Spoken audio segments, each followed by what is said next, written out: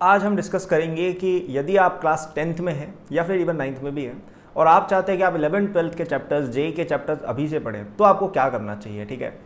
तो ये एक बहुत ही लेजिटिमेट क्वेश्चन है बिकॉज 11th 12th की चीज़ें डिफिकल्ट होती है और 10th क्लास में 9th क्लास में उनको पढ़ना इतना ईजी नहीं होता है हर बच्चे के लिए, राइट। हर सब स्टूडेंट्स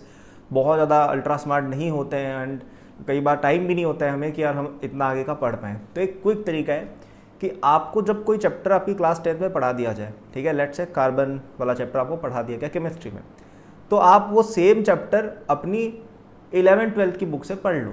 ठीक है, मतलब क्या, जैसे कार्बन तो उसके कंटेम्प्रेरी चैप्टर्स मेरे हिसाब से आप IUPAC और GSC को मान सकते हो, या जैसे आपको 9th क्लास में आपने जैसे लॉज ऑफ मोशन पढ़ा था तो वो तो आपने पढ़ा हुआ है अगर आप 10th में हो, राइट। वो सेम चैप्टर आप 11th की बुक से पढ़ लो, HC वर्मा से पढ़ लो फॉर इंस्टेंस, राइट। तो ये जो एक प्रोसेस है ना, इससे क्या हो रहा है कि यार आपने कोई चीज़ जैसे ही पढ़ी आपने उसको एट अ हायर लेवल पढ़ लिया तो समझना थोड़ा इजी हो जाता है क्योंकि आपने ऑलरेडी चीज़ें पढ़ी हुई है। अब जैसे 9th क्लास की जो काइनेमेटिक्स थी उसमें और 11th क्लास की काइनेमेटिक्स में कोई बहुत ज़्यादा डिफरेंस नहीं है, बस एक उसमें सर्कुलर मोशन आप ज़्यादा मान सकते हो, वो भी आगे आता है, और एक प्रोजेक्टाइल मोशन आप ज़्यादा मान सकते हो, बाकी कोई बहुत ज़्यादा डिफरेंस नहीं है। हाँ, एक आध जगह इंटीग्रेटिंग डिफरेंशिएटिंग की चीज़ें हैं तो वो आप एज अ प्री रिक्वेसाइट देख लो कि जैसे आपने काइनेमेटिक्स पढ़ी 9th क्लास की, आपने खत्म कर दी, ठीक है, आप 11th की बुक से अब या HC वर्मा से आप काइनेमेटिक्स पढ़ोगे तो उसमें थोड़ा सा कैलकुलस आता है, तो आप वो कैलकुलस कैसे पढ़ लो अपेंडिक्स की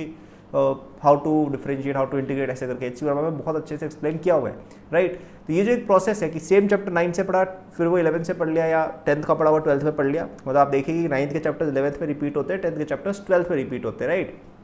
तो इससे इस प्रोसेस से क्या हो रहा है कि आपको रिवाइज नहीं करना पड़ा, 9th की चीज़ को ही थोड़ा सा टफ करके 11th में पेश किया गया, तो वो आप डायरेक्टली एक वो प्लेटफॉर्म बना हुआ है, थोड़ा सा बस जंप ही करना है आपको, राइट। तो ये, और इससे क्या, एक और चीज़ क्या है कि आप इररिलेवेंट चीज़ें नहीं पढ़ोगे। जैसे कई सारे 11th 12th में चैप्टर्स हैं जो 9th 10th में आपको इक्विवेलेंट नहीं मिलेंगे, जैसे मे बी सरफेस टेंशन या फ्लूइड हो गया या ऑर्गेनिक में रिएक्शंस वाला पार्ट हो गया, वो आपके 9th 10th में उसका इक्विवेलेंट कुछ भी नहीं है, राइट। तो वो चीज़ें आपकी कहीं ना कहीं ऑटोमेटिक स्किप हो जाएंगी और वो हार्ड चैप्टर्स भी हैं, तो आप केवल वही चैप्टर्स कवर कर रहे हो जो ईजी हैं, जो स्कोप में है और जो आपने फ्रेश पढ़े हुए हैं, ठीक है। So this is a very good strategy कि जो चैप्टर आप पढ़ रहे हो उसी को 11th की बुक से या 12th की बुक से पढ़ लो। और अगर आपको और हेल्प चाहिए अपनी JEE प्रेप के लिए तो मेरा JEE 27 courses available for just ₹3000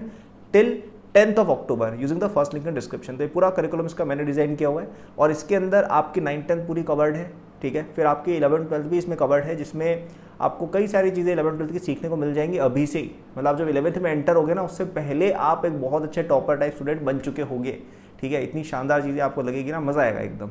इसके अलावा इसमें प्रैक्टिस प्रॉब्लम्स वगैरह, ओलंपियाड्स की preparation, everything is included as well, RMO IJSO का preparation. So check it using the first link in description. पूरा करिकुलम मैंने खुद बनाया, कई चीज़ें मैंने खुद भी कवर की हुई है, so will absolutely love it. So that was the video,